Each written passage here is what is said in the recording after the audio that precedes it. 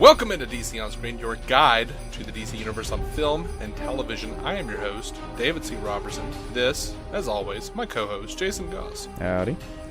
This is episode 270. It is your weekly DCEU news episode. We also throw in the stuff from film, theatrical releases, whatnot. We are going to get super spoilery. If it's been released, it is fair game. And the reason I throw in the disclaimer about the theatrical releases is that Marion Cotillard, whoever, the lady, we can't say names, the lady that played Talia on The Dark Knight Rises, was recently speaking to a French site called Allociné, I guess. She was speaking in French. It was translated. She was talking about her death scene in The Dark Knight Rises. Spoilers in case you haven't seen that movie. But she says, sometimes there are failures, and when you see this on screen, you're thinking, why? Why did they keep that take? But either you blame everyone or nobody. But I thought people overreacted because it was tough to be identified just with this scene. When I'm doing the best I can to find the authenticity in every character that I'm playing, it's tough to be known just for this scene. Yes, it's important to know how to laugh about this, and also there are worse things in life, even if there are things that can hurt you. But I wasn't really affected by this. I just thought the reaction was disproportionate, and it helps to laugh about it. So, people have been really making fun of that death scene. Less than in The kind. Dark Knight Rises.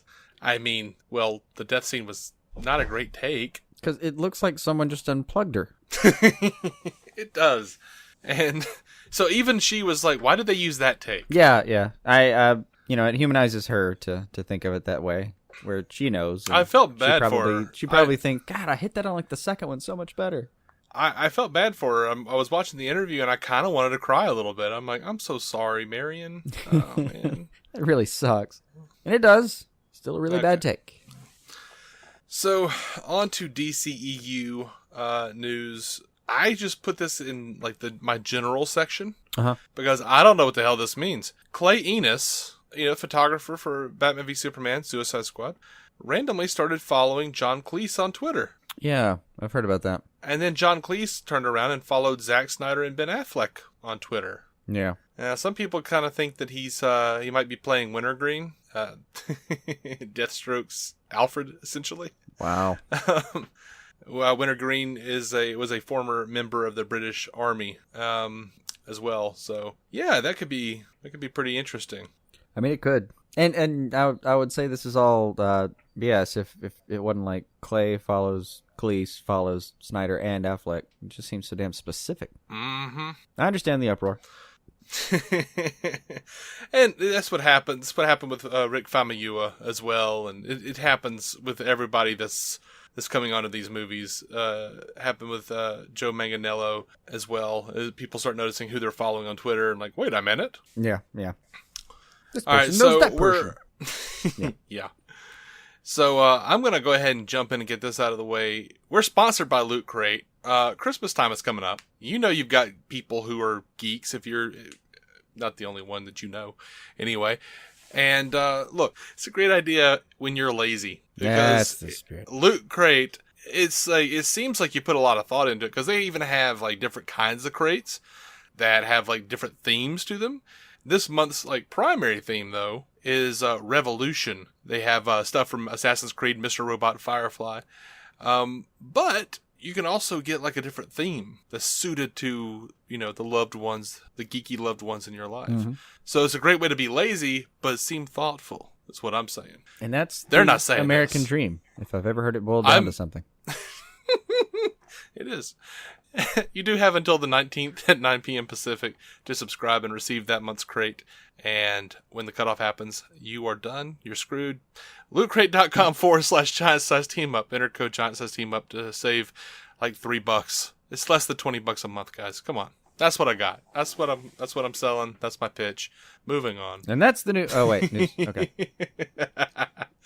No. So some people have noticed that Joker's teeth changed throughout Suicide Squad. That's kind of making the rounds. There were plain silver caps in Arkham flashbacks, stylized grill outside of Arkham flashbacks, and then by the end of the movie, the teeth are all metal with no enamel showing.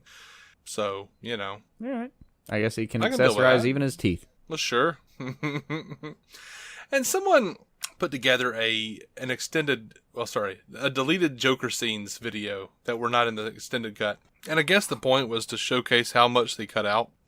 I don't know exactly they what just the made point was, but it was at least a fascinating little watch. It was a fascinating watch, but I'll tell you what it did do. It completely exonerated the filmmakers from any wrongdoing. Because I don't know that you were talking about some extraneous bullshit, man. Yeah. I mean, Joker beats someone to death with a bat while Harley is being strapped down by Johnny Frost. And then, like, one of the points is, like, Johnny Frost was supposed to be standing next to Harley. I'm like, I don't care.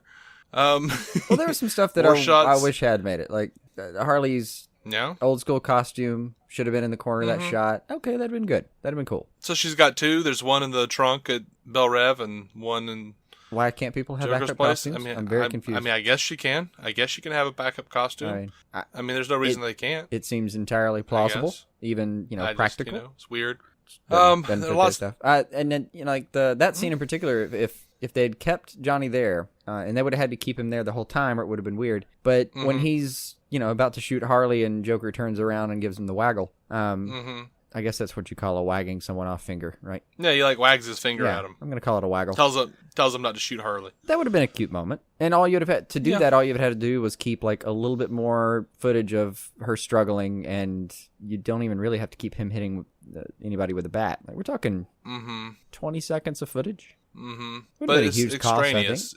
Extraneous. You don't need that. There's no point to it. It wasn't even particularly, like, what we got of it wasn't even particularly interesting from Leto. You know what I mean? Like, it was not like we saw, like, any new facet to his character at all. No. That we didn't see anywhere else. No. I mean, you didn't get some deep down... You got... The stuff that you got that was new from Leto that really fleshed out the character was in the extended cut. Yeah.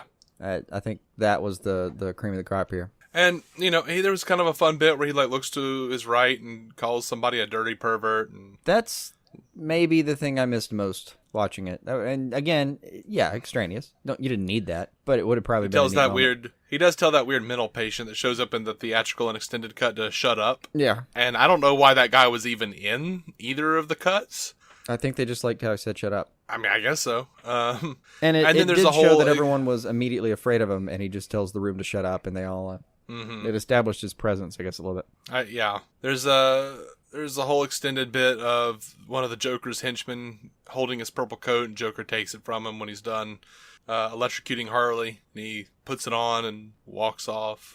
Then, you have the whole Johnny Frost aiming the gun at Harley's head. Yeah. There was some missing scenes, and there's not like a lot of anything from this, just a picture in the video of Joker and Monster T bonding in the club. That might have been interesting. Might have been, but I doubt it. I say that only because in both cuts, the scene where he turns on Monster T is kind of rapid. Which is fine. It's the Joker. He can pretend to be a buddy for half a second and kill you the next, and there's no continuity error here for me. But watching him toy with his prey a little bit more might have been fun. Yeah. Joker sitting on a bed looking at his phone. I don't need that crap. I don't know what message you received there. No idea. Yeah, I don't know. Even the scene at the Van Chris Laboratories where the bomb from the exploding gift basket bomb didn't kill the security guard, so he runs over and bludgeons them to death and says, "Why can't people? Or some people just won't die or something." Just don't know when to die. Yeah, that extraneous. I don't need that. I don't know. I just wasn't very impressed with any of this stuff. It would have been worth a chuckle for me in the theater, but it wasn't the end. And the tuxedo thing at the end is still the best cut I've seen so far. The grenade though, the grenade with the I'm calling that the tuxedo thing. I don't know. Yeah, okay. But the grenade thing. I like we conjectured.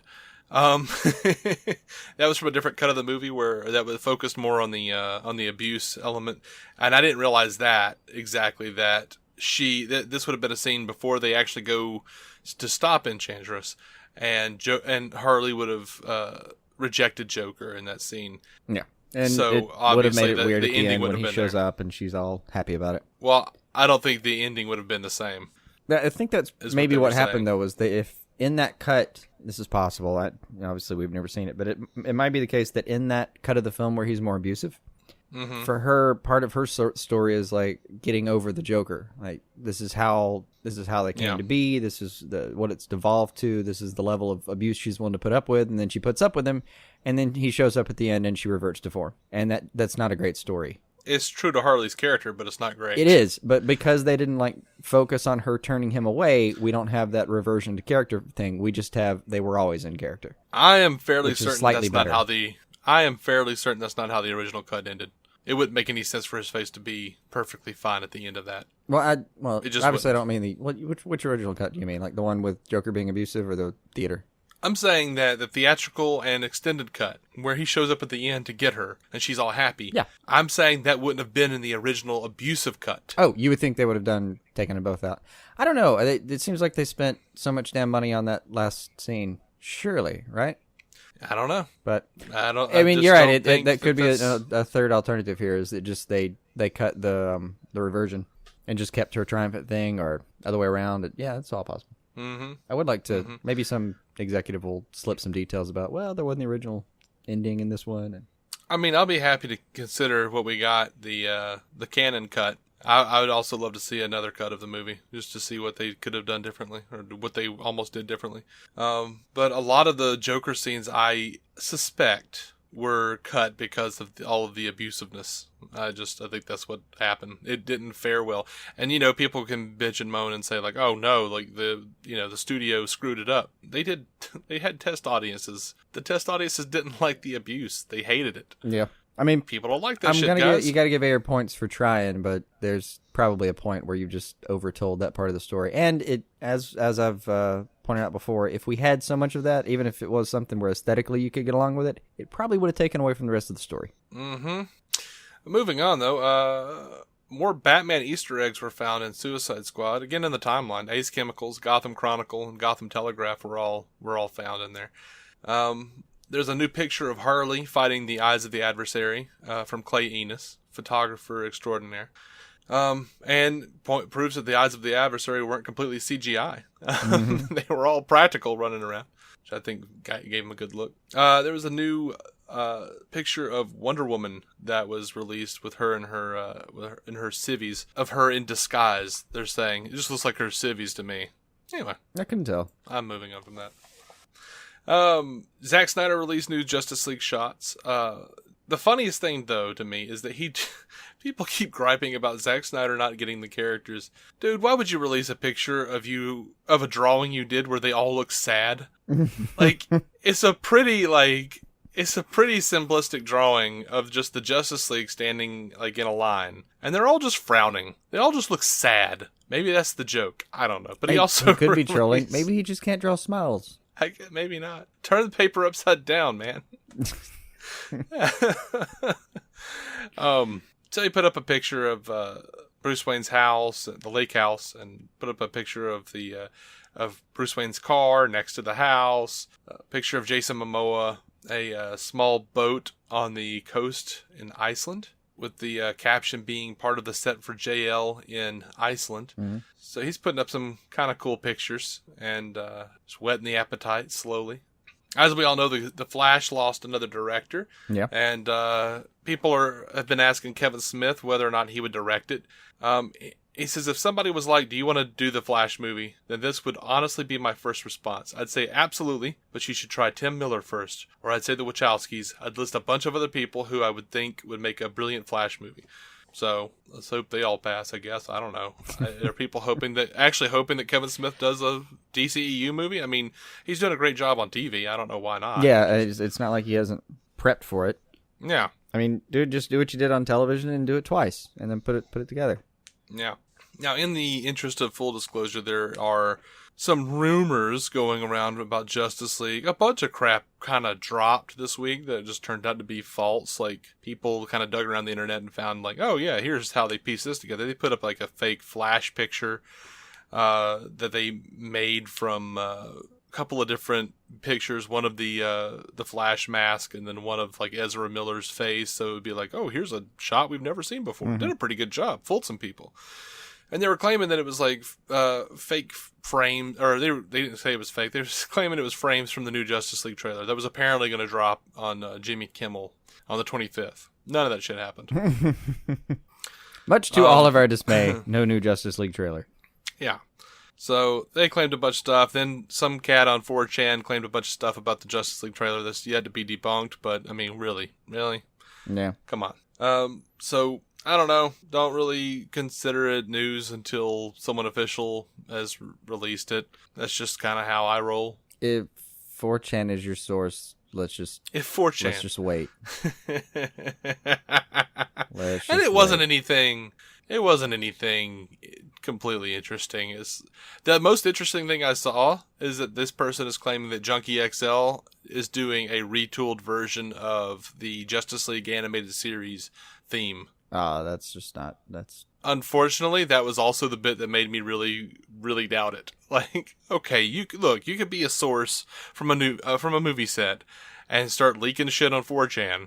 And, say that, the trailer will do this, the trailer will do that. Okay, that's fine. It won't, it'll have a little bit of Steppenwolf, but it won't have, this. It won't have Superman, but it'll have Vulko, and okay, that's fine. But then once you say they're going to retool the Justice League animated theme, no way are they doing that. No, I'm going to get a lot of shit for this, but my trollometer goes off because that's like the least interesting of the theme songs.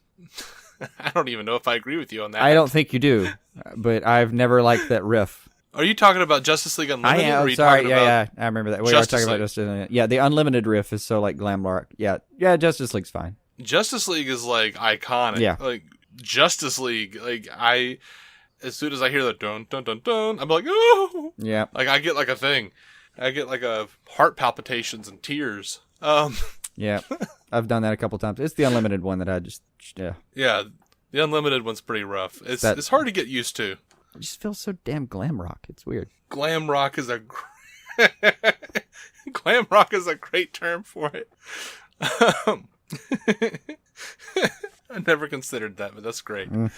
That's all the news I got, man. That's all the news I got for the movies. Oh, wow. I know. It's a short episode this week. By the way, I was thinking about it a minute ago when you mentioned like Snyder dropping that picture of all the sad peoples. Uh-huh. You remember like the first shot we got of Batman with the Batmobile in the background? Like Batfleck? Mm-hmm. Yeah, sad Batman. He looked so damn sad, right? But people were still kind of excited about it at the time. Yeah. Well, you got what you wanted. I mean, of course, they got, a new meme to play with. Yeah. That's all the world really needs. I would be pretty super proud of Snyder if he released a sad picture on purpose. Right. I don't know. I kind of feel like that's not what he needs to be doing now. No, not proud professionally, but as a fellow jerk, I'd be impressed. I saw kind of a funny bit where they had taken, somebody had taken there's a meme that goes around that's like, here are a bunch of before and after pictures of people before and after they were told they were beautiful. And, it's the person looking kind of sad or annoying and then like smiling and looking kind of flush or whatever. And they replaced the last example with just two of Zack Snyder's Batman, just looking exactly the same. All right. That's good. I was like, oh, one of the Batman. Yeah. All right. Well, I'm going to call this episode because we still have the DCTV episode to get to, and we got a lot of news over there. Oh, good. So, well, kind of. I mean, we have enough news over there. We have like 14 pages total. We've gone through 3. Oh, God. Yeah. Time to head over. Right. So, anyway. Guys, thank you so much for listening. You can find every episode at DCOnScreen.com. We're proud members of the Giant Size Team Up Network. Also, the Batman Podcast Network. By the way, we're actually listed on their site now. Woo! I actually hell-hacked the guy some more. And he was like, actually, I was doing that today. I promise. Here. Boom. That's exactly the noise he made, too. I know, and it's that quick. In the course of one, it was over. I know. Technical difficulties overcome. Busy. Jet's been busy over there, so sorry for the hell-hacking, buddy. We're available on iTunes, Stitcher, Google Play, everywhere pods are caught. And, gosh, I guess until the next episode, which is coming up, like, directly, keep some DC on your screen.